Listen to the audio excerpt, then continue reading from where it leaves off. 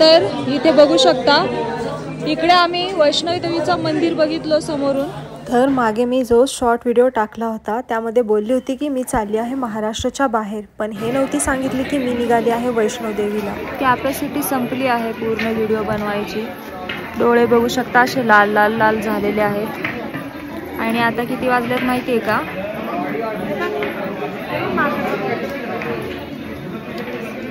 हे इथे हा नजारा बघायला आम्ही एवढे कष्ट केलेत। आमच्या सोबतचे जे साथी होते त्यांनी तर पायामध्ये चप्पलही नाही घातली अक्षरशः। तर बघू शकता, हा असेल किंवा हा आहे, आणि हे एवढे लहान मुलं आहेत। आणि अजून एक आहे, तो हम लोग 14 किलोमीटर से चल के आ रहे हैं और लिटरली पैरों में दर्द हो रहा है, बट यहाँ आने के बाद सब खत्म। देख के मज़ा आ गया।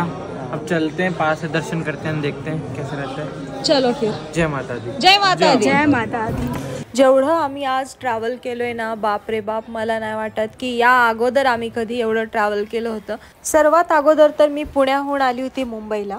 मुंबईमध्ये मैत्रिणीच्या घरी स्टेला म्हणण्यापेक्षा फक्त 1 तासासाठी होतो रात्री, कारण मी 11:30 ते 11:45च्या दरम्यान तिथे पोचली होती तिच्या घरी। आणि मग काय, त्या 1 तासामध्ये जे पण राहिलेलं किंवा काय विसरले का बघण्यामध्ये, आणि झोप कसली येणार आहे, कारण आम्हाला बरोबर 1:45 वाजता उठायचं होतं। आणि मग झोपलो वगैरे नाही, 1:45 वाजता उठलो, आंघोळ वगैरे केलो, फ्रेश झालं, आणि मग ट्रेन करून आम्ही सरळ आलो ठाणे स्टेशनला।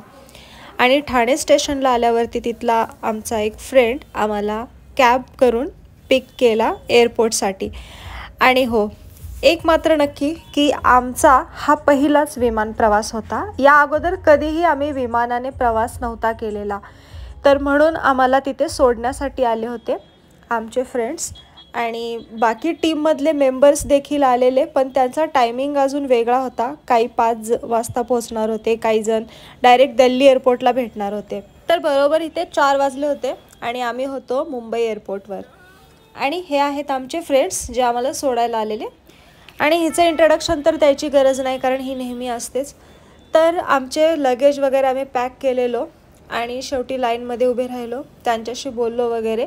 पहिल्यांदाच फ्लाईटने प्रवास करणार होतो, तर एवढी काही आयडिया नव्हती, पण जे टीममधले होते जे आमच्यासोबत येणार होते त्यांना बरीच आयडिया होती, कारण ते ऑलरेडी विमानाने प्रवास केलेले। तर आम्ही त्यांचा वेट करत आतमध्ये एंट्री केली आणि उभे राहिलो। तर या व्हिडिओमध्ये मी तुम्हाला सविस्तर माहिती देणार आहे की जर कोणी विमानाने प्रवास नसेल केला किंवा पहिल्यांदा करणार आहे तर त्यांच्यासाठी हे देखील उपयोगाचं ठरेल। आणि आम्ही दोघी ज्यांचा वेट करत होतो तिथे ऑलमोस्ट त्या आल्या होत्या, म्हणजे पोहोचलेले ते लोक। आणि मग तिथून आम्ही एकत्र निघालो तिकीट कलेक्ट करण्यासाठी। आणि त्या अगोदर आपण जेव्हा आतमध्ये एंट्री करत असतो ना बाहेरून, तेव्हा आपल्याला आधार कार्ड आणि आपला जो बुकिंग केलेला तिकीट असतो सॉफ्ट कॉपी मोबाईलमध्ये, ती त्यांना दाखवायची असते आणि आतमध्ये यायचं असतं। आणि मग तिथून आल्यानंतर आतमध्ये आपल्या गेटनुसार आपल्याला तिकडे लाईन दिसते की आपली फ्लाईट कोणती आहे आणि कोणत्या सेक्शनमध्ये आपल्याला जाऊन तिकीट कलेक्ट करायचं आहे। सो त्यानुसार तिकडे देखील आपला आधार कार्ड दाखवायचा।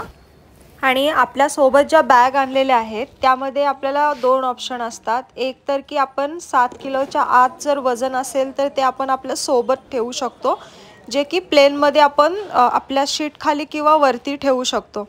आणि दुसरी म्हणजे की 10 किलोच्या वरती, जसं की 12 ते 15 किलो वजन असेल तर ते लगेज आपल्याला, 7 किलोच्या वरती असेल तर ते आपल्याला तिथेच लगेजमध्ये द्यायचा असतो। तर ते वजन वगैरे करून आम्ही आमचे तिकीट कलेक्ट केलो आणि लगेज दिले। आणि तिथे मी तुम्हाला एक दाखवलं होतं ज्यामध्ये नारळ, सिगरेट, लायटर काही असेल, म्हणजे अशा काही गोष्टी आहेत ते अलाव नाही करत आपल्या लगेजमध्ये, बॅगमध्ये। सो ते ऑटोमॅटिक स्कॅन करून ते पूर्ण बॅग वगैरे काढून, एक्स्ट्रा झालं असेल तर ते देखील डायरेक्ट जाणार कचरा पेटीत। सो असं आमचं काही झालं नाही, आम्ही मापामध्येच घेतलं होतं सर्व। आणि आमच्या बॅगा वगैरे दिल्या आम्ही तिकडे आणि मग निघालो आमच्या गेट नंबर 65कडे। तर इथे मी पहिल्यांदाच असा एरोप्लेन बघून एकदम भारी वाटलं होतं, काय सांगू तुम्हाला। मी कधीच एरोप्लेन जवळून बघितला नव्हता, एकदम पहिली वेळ आहे माझी समोरून असं मी विमान बघत होती।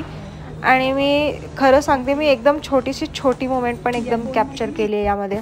आणि अजून एक गोष्ट म्हणजे आपली हँडबॅग जी असते, आपण ज्यामध्ये आपला चार्जर, मोबाईल, आपली पर्स म्हणा, आधार कार्ड, पॅन कार्डची वगैरे, किंवा आपला कॉस्मेटिक सामान जे पण असतो ते पण आपलं चेक होतं माहिती आहे, कारण तिथे गेल्यावर आपली जी हँडबॅग असते त्यामधून सगळं सामान त्या ट्रेमध्ये टाकायचं आणि मग ते ट्रे पण तिकडे ढकलून द्यायचं चेकिंगसाठी आणि मग दुसऱ्या लाईनमध्ये पुढे जाऊन थांबायचं आणि मग तिथे आपली वैयक्तिक पण तिथे चेक इन होते पूर्ण आतमध्ये 1 बाय 1.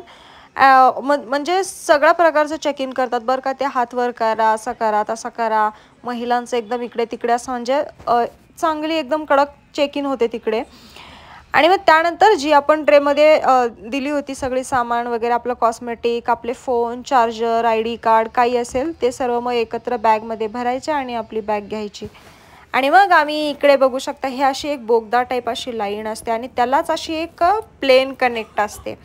तर खाली वगैरे ग्राउंडवरती उतरून जायची गरज नाही. इकडे बघू शकता असं हे कनेक्ट केलेलं आहे ना, तर तिथूनच आपल्याला प्लेनमध्ये एंट्री असते. तर ते आपल्या नंबरप्रमाणे आपला हे बघतात तिकीट आणि तो स्कॅन करून घेतात आणि आतमध्ये पाठवतात. बापरे, तर मी तर आली होती माझ्या जागेवर. माझा सीट नंबर होता काहीतरी F29 आणि मला पहिल्यांदा लकीली मला विंडो सीट भेटली होती आणि मग मी बसलेली माझ्या जागेवर. बारीक असा पाऊस येत होता, थेंब थेंब थेंब, आणि फायनली प्लेन सुरू झाली होती.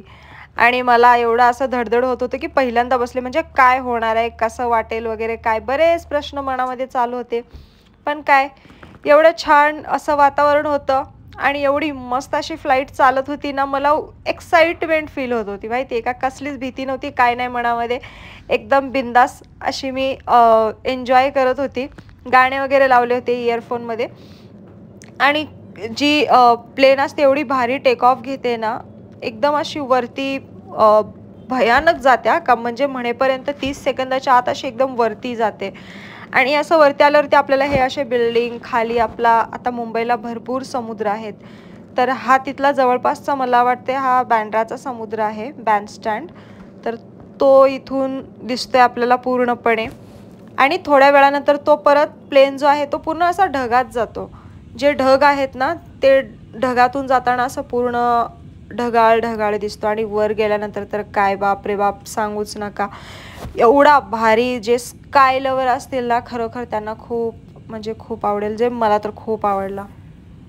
तर हे सगळे माझे मोमेंट्स बघू शकता आणि माझा एक्साइटमेंट, माझा उत्साह. पुढे आपण वैष्णोदेवीला चालत जाणार आहे, हे सर्व मी विसरून मी यामध्ये दंग होती की आत्ताचा क्षण, आत्ताचे व्ह्यू एवढे भारी होते. म्हणजे मी जे मूवीजमध्ये बघायची, जिथे देव वगैरे, शंकर पार्वती त्यांचा सीन असायचा काय काय अशा देवाधर्माच्या पिक्चरमध्ये, की ते वरती असायचे अशा सीनमध्ये आणि ते खाली भक्तांना बघायचे वगैरे, मला सर्व असं वाटायचं. आणि ॲक्च्युली मला मम्मी नाही आहे, तर मी असं विचार करत होती की इकडे मम्मी आहे का कुठे, म्हणजे असं काय काय नाही मी विचार केला 2 तासाच्या प्रवासामध्ये वरती. आणि हो, हा प्रवास मी खूप छान एन्जॉय केला. प्लेनमधला माझा फर्स्ट मोमेंट होता. आणि नंतर मग ही दिल्लीला, आम्ही दिल्लीला निघालेलो बरं का, हे मी सांगायचं विसरले. तर दिल्लीला आमचा प्लेन लँड व्हायला रेडी होता. तर हे दिल्लीचा नॅशनल हायवे आहे आणि हे दिल्लीचे सगळे घर आपण बघू शकतो वरून, असा नजारा दिसतोय तिकडचा. आणि मग फायनली लँड होते आपला प्लेन इकडे दिल्ली एअरपोर्टवर. तर याप्रमाणे हे असं लँड होतो. खाली ते त्यांचे पंख जे असतात पसरलेले, त्यांचं काहीतरी एक प्रक्रिया असते, ते झाकण लावणं उघडणं काहीतरी चालू असतो. नंतर मग त्यांचे ते चाक लगेच खाली येताच उघडतात आणि चाक पूर्ण लावले जातात. आणि मग आम्ही उतरलो इकडे ग्राउंडला. तर असा हा इथला नजारा होता. आणि मग तिथून आल्यानंतर आम्हाला बसेस होत्या बरं का तिकडनं डायरेक्ट मेट्रो स्टेशनला जाण्यासाठी. ह्या इंडिगोच्याच फ्रीमध्ये त्यांची सर्व्हिस असते. तर मग असं आम्ही आलेलो आणि मग आलो मेट्रो स्टेशनला. आणि मग मेट्रो स्टेशनवरून आम्ही जाणार होतो एका मॉलमध्ये, कारण की आमचं नेक्स्ट जी आम्ही ट्रेन बुकिंग केली होती जम्मू म्हणजे वैष्णवीला जाण्यासाठी, ती होती 3:30 वाजताची. तर आता वाजले होते सकाळचे 10 आणि आम्ही तिकडे जायला निघालो. आणि तिथे जे बाकीचे येणार होते ते पण तिथे आले. आणि सगळे नवीन असल्यामुळे मी सर्वांशी काही लवकर इंटरॅक्शन नाही करू शकले, फक्त हाय हॅलो एवढंच. आणि मग नंतर आम्ही तिथे नाश्ता केलो. दिल्लीचे फेमस असे छोले भटुरे खाल्लो. काही जणांनी पनीरची भाजी, ज्यूस वगैरे बरंच काय काय घेतलेलं. तर आम्ही मस्त नाश्ता केला आणि आलो दिल्ली मेट्रो स्टेशनला. आणि इकडे अजून एक नवीन अशी गोष्ट होती की इकडचे मेट्रो जे होते ते एकदम असे ना आवरणात होते, म्हणजे आतमध्ये बाहेरून असं काचेचं आवरण होतं आणि मग आतमध्ये मेट्रो होती, जे की मुंबई आणि पुण्यामध्ये एकदम अशी नॉर्मल आहे. आणि इकडचे सीट जे आहेत जे प्लेनमध्ये जसे असतात किंवा बसमध्ये जसे असतात तर त्याप्रमाणे अशा सीट आहेत इकडच्या.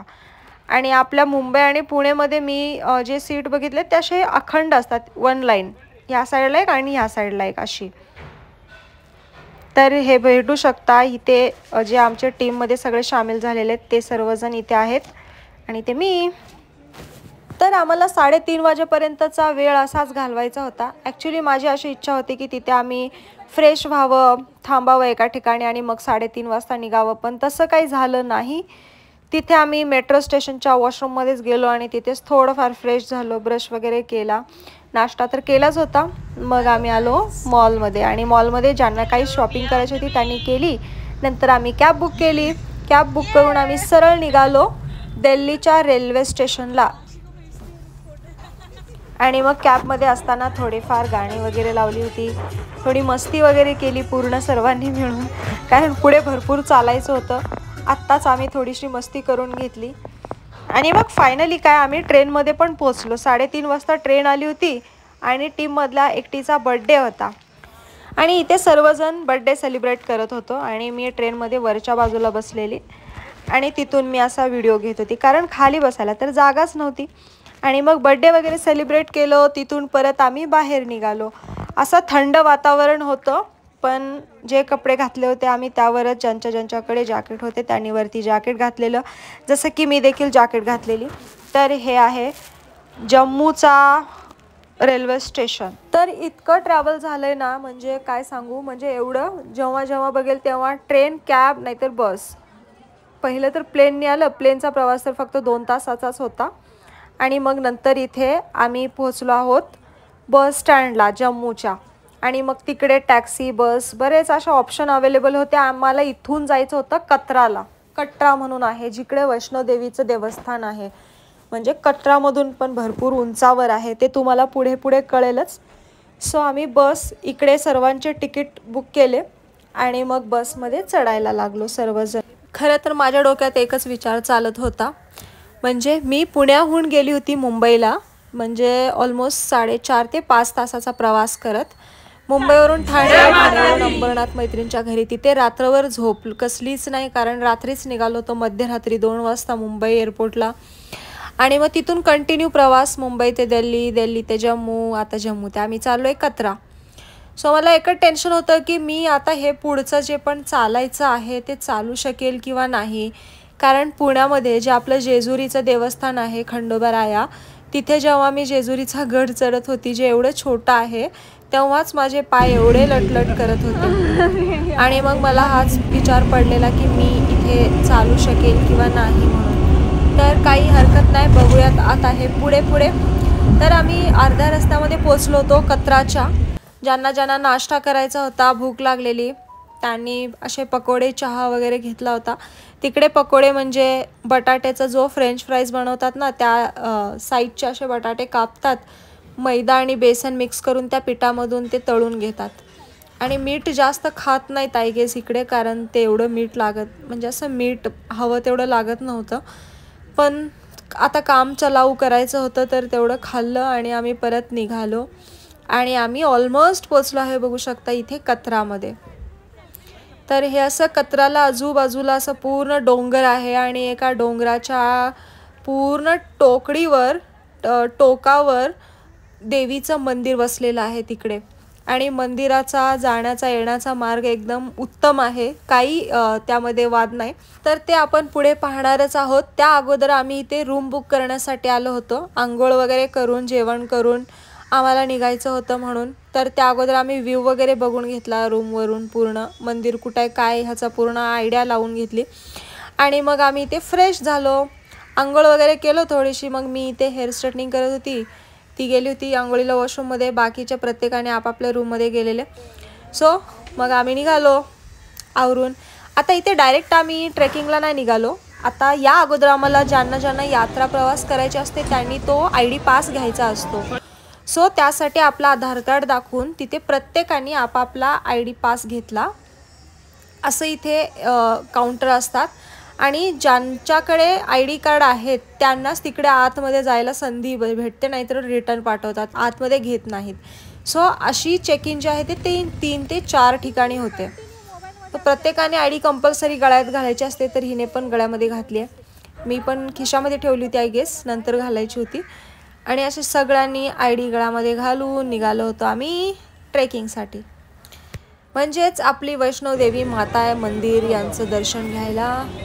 तर इथे असे मस्त दुकान आहेत, एकदम अट्रॅक्टिव्ह. आपल्या कुठल्याच बायकांचं मन असं राहणार नाही की ह्याच्यातलं काय न घेता, काही ना काय आपण घेतोच. तर ज्यांना ज्यांना जे काही छान वाटलं त्यांनी ते घेतलं. आणि इथे छोटी छोटी मुलं आणि मुली होती, बरीच मस्ती करत होती.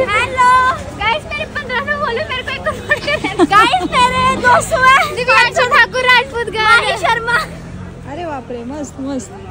तर मला काय नाव व्यवस्थित लक्षात आलं नाही, तुम्हाला आलं असेल तर प्लीज करा हा त्यांना सपोर्ट.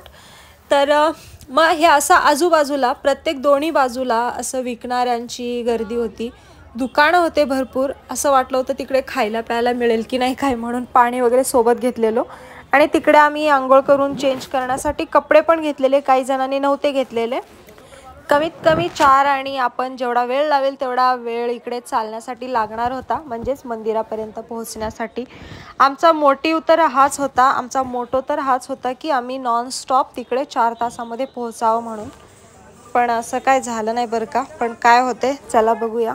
आणि आहे ना, इकडे जाताना मला एक गोष्ट भरपूर खराब वाटली. जे घोडेसवारी तर आहेच, ठीक आहे चला, त्यांना तेवढं ते खाऊ पिऊ घालतात आणि त्यांना घेऊन जातात. असंही ऐकलंय की त्या घोड्यांना गांजा काहीतरी नशा वगैरे देतात आणि मग ते घोडे असे बिंदास जातात पुढे पुढे. आणि त्यानुसार त्यांना ती ट्रेनिंगही दिलेली जाते. कारण रस्ता एवढूसा असतो आणि त्यातून येणारे जाणारे लहान मोठे आजी आजोबा सगळ्या प्रकारचे लोक असतात. आणि पालखी सिस्टम म्हणून पण एक आहे, प्लस एक छोटी अशी गाडी लहान मुलांना घेऊन जाण्याची ते वालं. आणि घोडे तर एवढ्या गर्दीतून पण ते घोडे असं कुणाला धक्काही न लावता एकदम व्यवस्थित त्यांना ट्रेनिंग दिली जाते. आणि तशा प्रकारची इकडे सिस्टम सुविधा केलेली आहे. सो आम्ही वरती 2-3 किलोमीटर चालत आलो. परत आम्हाला दम लागला बाबा, मग बसलो आम्ही एका ठिकाणी. आणि मग तिथे थोडंसं लिंबू सरबत पिलो, काही जणांनी उसाचा रस पिला. आणि मग आम्ही आलो बाणगंगा म्हणून आहे इकडे आतमध्ये. सो बातिंग गंगा म्हणून इथे लिहिलं आहे.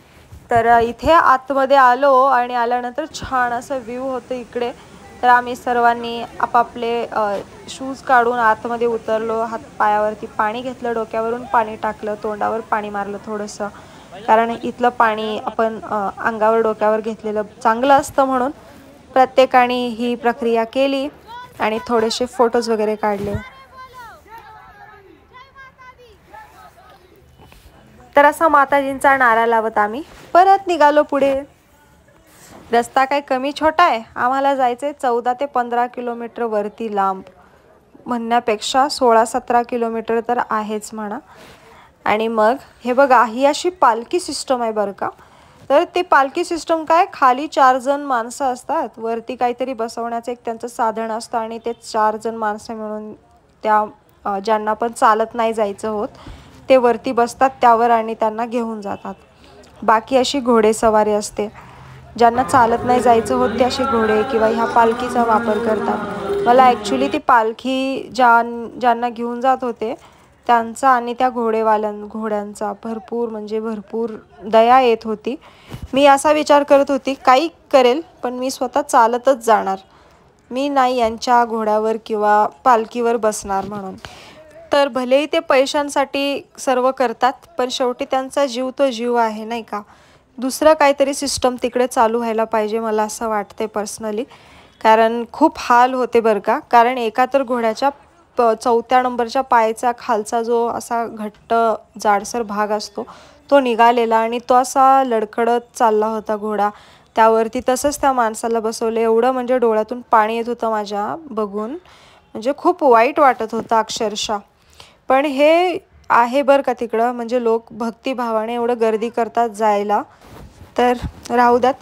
तर आम्ही ऑलमोस्ट चालत येतोय पुढे. ढोलाचा आवाज ऐकून ढोलाच्या तालावरती आम्ही थोडंसं नाचत नाचत पण गेलो. ते काही व्हिडिओ ह्याच्यामध्ये कॅप्चर नाही करता आलं. जसं पुढं जात होतो माझ्या डोक्यामध्ये असा विचार नव्हता आला चालता चालता की अजून किती लांब असेल किंवा काय, पण जिथे जिथे पाय दुखत होतं चढता चढता तिथे आम्ही काहीतरी खात होतो आणि पित होतो. जसं की आता मगाशीच आम्ही लिंबू सरबत आणि उसाचा रस पिलेलो आणि आता परत आम्ही फ्रूट प्लेट घेतलो आणि मग कारण ह्याच्यानी जरा ताकद येते म्हणून. आणि बसायचो आम्ही थोडा वेळ, चालायचो आणि मग बसायचो. परत मग कॉफी घेतली प्यायला आणि मग खात पीत मस्त मजे करत गप्पा मारत गाणे गात हळूहळू आम्ही आमचा प्रवास परत सुरू केला. तर आहे ना चालता चालता असं व्हायचं की दोघं तिघं मागे राहायचे, एक दोन पुढे जायचे किंवा काही मध्ये राहायचे. सो एकत्र एका ठिकाणी स्पॉट केलं सर्वांना आणि भूक लागली होती. रात्रीची वेळ झाली होती, 9:30 वाजले होते. एवढ्यावरती आम्ही चालत आलो होतो. हा नजारा बघू शकता इथे. खाली बघून झाल्यावरती वरती स्वतःकडे बघितल्यावरती भारी अभिमान वाटत होता की आम्ही एवढं चालवत आलो. आणि जेवढं मी इथे खुश होत होती ना, मला एवढं खुश व्हायची गरज नव्हती, कारण मला म्हणजे आम्हा सर्वांना अजून डबल चालायचं होतं याहून पुढे. तरी पण म्हटलं ठीक आहे. तर शेवटी चालत चालत आम्ही पोहोचतच आलो होतो. मी बाजूला बघत होती हे लोक काय बनवतात इकडचे लोक. तर असं काहीतरी आत कुवा होता, त्यामध्ये हे असे धपाटे बनवत होते आणि आतमध्ये लावत होते आणि असं भाजून बाहेर काढत होते. आणि इकडे ते पराठ्यामध्ये आत टाकायचं स्टफिंग म्हणजे ते सारण होतं बनवून ठेवलेलं. तर असे काहीतरी पराठे बनवत होते. तर मग बघून घेतलं सर्व, थोडेसे फोटो काढायला उभे राहिलेलो आणि मग परत निघालो पुढे पुढे पुढे चालत चालत. आणि मग काय बरोबर अर्ध्यामध्ये आम्ही तिथे पोहोचलो. आणि इथे बघू शकता जे जे थकले होते ना त्यांच्यासाठी असं एक ब्लँकेट देतात आणि ते जिथे जागा मिळेल तसं असं झोपून घेतात. आणि इथून परत जेवढा आपण आलो आहे आता, म्हणजे जेवढा 15 किलोमीटर आलो होतो तेवढा काहीतरी अजून रस्ता होता पूर्ण जाण्यासाठी. तर तिकडे लोक असे झोपले होते आणि तिथून पुढे रस्त्याला जेव्हा लागलो ना, माता का भवन म्हणून तिकडं काहीतरी रस्ता आहे आतमध्ये, तिथे लागलो. त्या रस्त्यावरून पण असं साईडनी दोन्ही साईडनी माणसं झोपी गेले होते. भवन का रास्ता, हां तर असं आहे. तर इथून आम्ही बाहेर पडलो. तर इथे बघू शकता इकडे पण बघा कसे लोक इथे झोपलेत, या साईडला.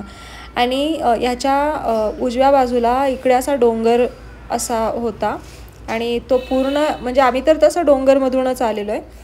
आणि तिथे लिहिलं होतं जागोजागी की ही डोंगरची दरडी कोसळण्यात येईल किंवा असं शक्यता आहे, संभावना आहे, असं लिहिलं होतं. सो हरकत नाही, आम्ही ऑलमोस्ट पोचलो आहे. तर जाताना प्रवास जो केला आहे त्याचा पण मी व्हिडिओ बनवला आहे. आणि पुढचा जो व्हिडिओ आहे, ॲक्च्युली मोबाईलची बॅटरी पण डाऊन झाली होती आणि मोबाईल लॉकरमध्ये ठेवण्यात आले होते. जेव्हा आम्ही दर्शनाला गेलो तर कुणालाच तिथे मोबाईल अलाउड नव्हता. तर त्यामुळे पुढचा जो मंदिरातला आतला मेन व्हिडिओ आहे तो कुठेच नाही भेटू शकत, कारण काढताच येत नाही, तिकडे मोबाईल अलाउच नाही आहे तर म्हणून. आणि मग आम्ही मोबाईल वगैरे सर्व लॉकरमध्ये ठेवलं, जे पण कपडे वगैरे घेतलं होतं, हातपाय तोंड वगैरे धुतलं. आणि मग सकाळी बरोबर आम्ही तिथे झोपायला तर आम्हाला काही जागा भेटलीच नाही, आम्हाला कंबल देखील नाही भेटलं पांघरायला. तर पूर्ण असेच आम्ही बसून राहिलो होतो एकमेकांशी गप्पा मारत. आणि तुम्हाला मंदिराचा व्ह्यू बघायचा असेल तर तिथे बघा, तो कलरफुल जो मी दाखवला आहे तो तिथून लांबून असा मंदिराचा व्ह्यू दिसतो. आणि अजून 10-15 किलोमीटर आम्ही चढून वरती आल्यानंतर सो फायनली आम्ही म्हणजे रिलॅक्स झालो होतो, कारण आम्ही पोहोचलो होतो बऱ्यापैकी. आणि बसून घेतलं एका ठिकाणी. तिथे आम्ही थोडं चाय वगैरे मागवलं गरम. सगळ्यांना जाम झोप आली होती, खूप थकलेलो. कंटिन्यू ट्रॅव्हल आमचा चालू होता. तिथे बऱ्यापैकी लोक जिथे जागा मिळाली होती तिथे ते झोपून गेले होते. सो असा होता हा आमचा प्रवास पूर्ण वैष्णोदेवीला पोहोचेपर्यंतचा. आणि तुम्हाला कसा वाटला मला एक कमेंट करून सांगा. आणि इथे प्रतिक्रिया ऐकू शकता आमच्या. तर इथे बघू शकता इकडे आम्ही वैष्णोदेवीचं मंदिर बघितलं समोरून. अजून एवढं चालायचं आहे. ऑलमोस्ट आम्ही 12 किलोमीटर चालत चालत आलो आहे वरती. आणि आल्यावर आता जाऊन आम्हाला हे असा नजारा बघायला भेटतोय. आणि मग हे इथे हा नजारा बघायला आम्ही एवढे कष्ट केलेत. आमच्या सोबतचे जे साथी होते त्यांनी तर पायामध्ये चप्पलही नाही घातली अक्षरशः. तर बघू शकता हा असेल किंवा हा आहे आणि हे एवढे लहान मुलं आहेत. आणि अजून एक आहे तो हम लोग 14 किलोमीटर से चल के आ रहे हैं और लिटरली पैरों में दर्द हो रहा है, बट यहाँ आने के बाद सब खत्म देख के मज़ा आ गया। अब चलते हैं पास से दर्शन करते हैं, देखते हैं कैसे रहता है। चलो फिर। जय माता दी। जय माता दी। जय माता दी। तर एक फायनल ID चेकिंगचं इथे असतो, मुलांची लाईन वेगळी आणि स्त्रियांची वेगळी, तर तिथे परत दाखवावं लागते आपली ID आणि मग आतमध्ये आपल्याला प्रवेश भेटतो। चला भेटूयात पुढच्या व्हिडिओमध्ये।